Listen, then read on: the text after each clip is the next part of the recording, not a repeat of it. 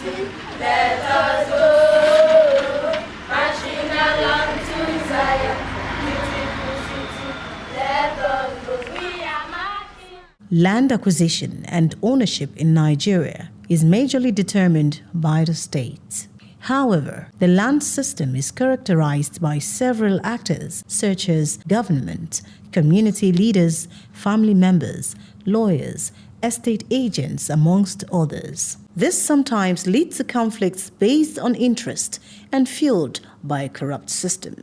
Reverend Leo Okonkwo, the founder of Water for Life, WFL, and Home to Enhance African Life, HEAL, is not ignorant of the law title reality, being a missionary and a student of law. Nonetheless, he became a victim of this notorious phenomenon in Nigeria as a result of existing loopholes in the Nigerian law. This place was purchased normally. We followed the process, the due process. Due diligence were done. People were asked about the land, and the people who know the land, both the Eze of the place, who was a chief at that time, and the catechist of Umuoso and the people of Umuagwu, all investigated into this land and saw that it was genuinely a land owned by community called Umugwoha.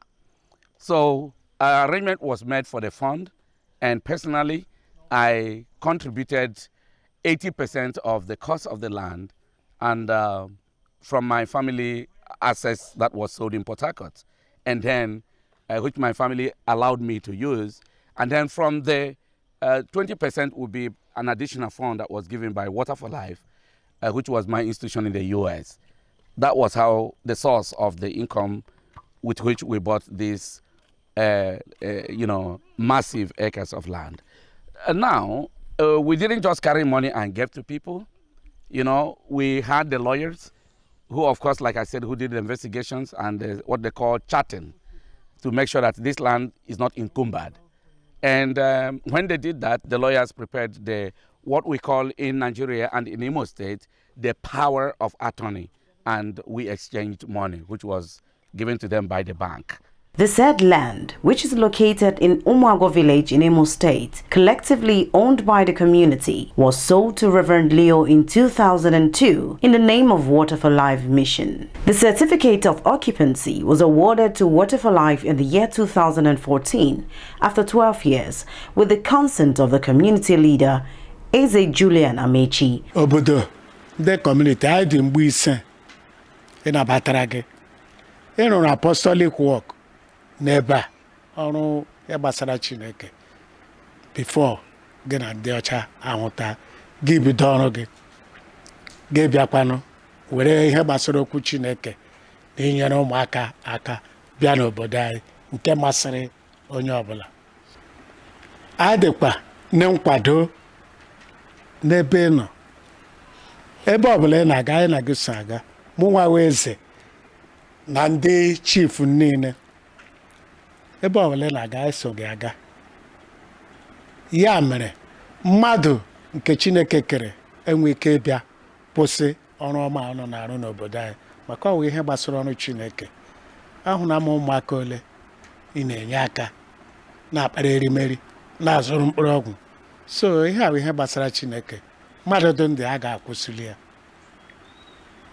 N'ụwa ọrụ ị na-arụ anyị so gị n'azụ.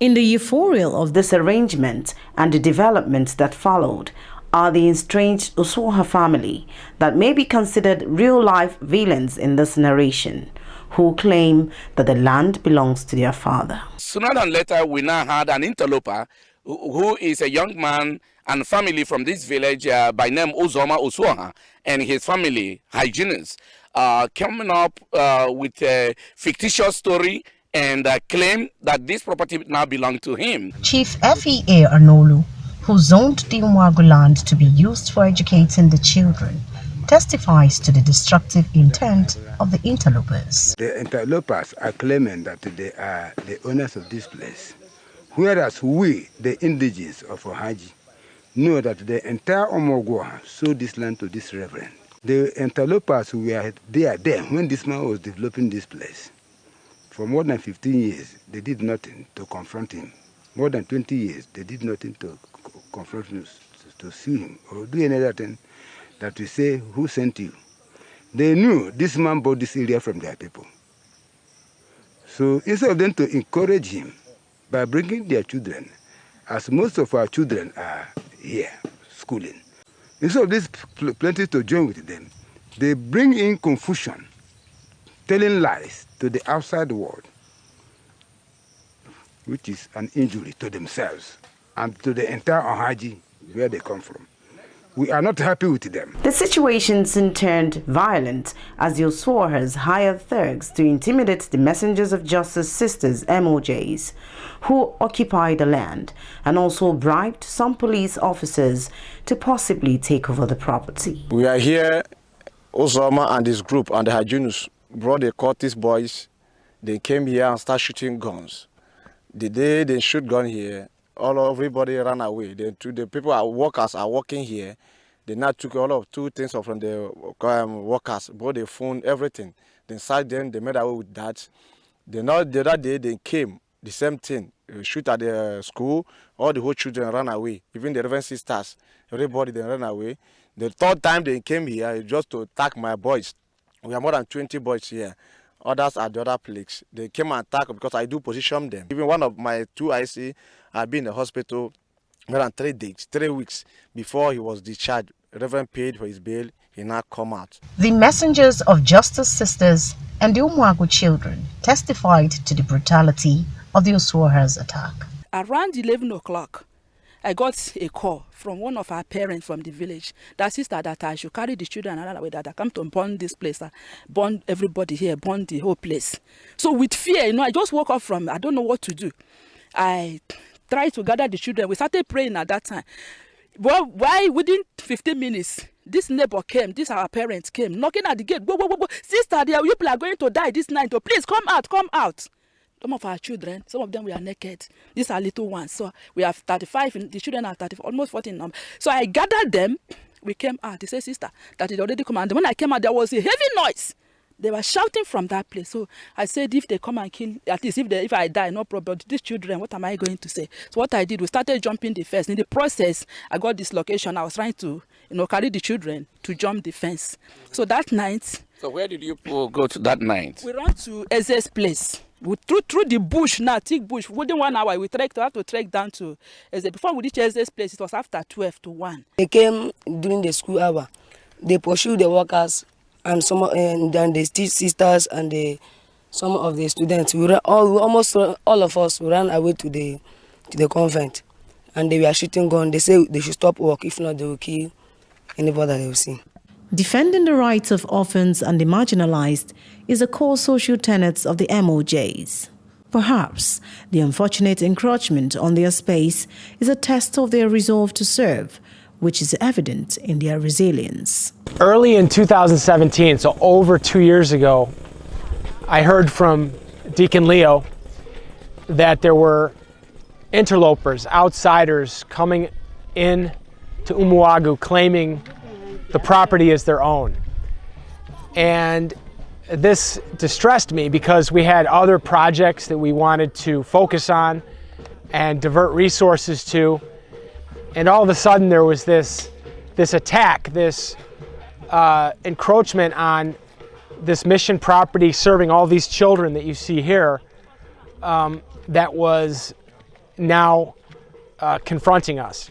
So I was very concerned, and I was even angry to a certain extent, because I knew Heal invested many dollars and financial resources into this property with constructing the kindergarten school building. So, but there was really nothing that I could do. But Deacon Leo and I decided we had to take drastic measures. So we began the construction of a security wall to protect the property. So my reaction was that it was frustration, fear for these children and for their safety, and some anger also because HEAL had already contributed much to developing this property, and I was afraid that people with bad intentions might destroy it. We have done different investments here.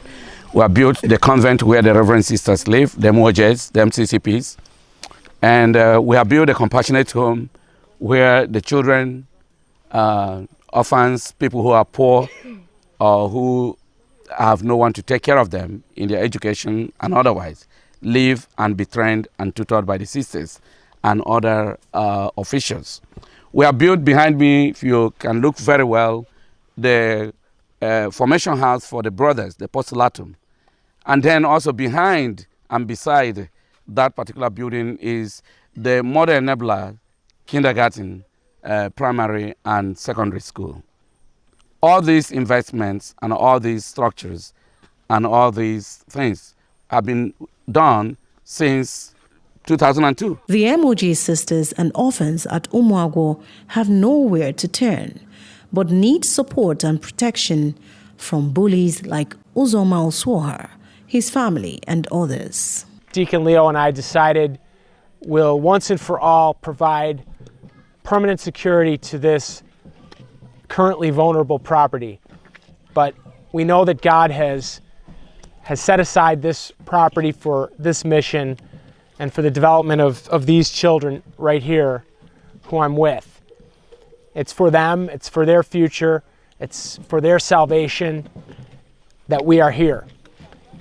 And without security, without a safe environment, it's very difficult, if not impossible, to have a good education. In order to secure the land and its occupants, HEAL has resolved to build a security wall around the property and a bungalow for security guards to provide 24-hour surveillance for the mission. Marching along to Zion, beautiful city, let us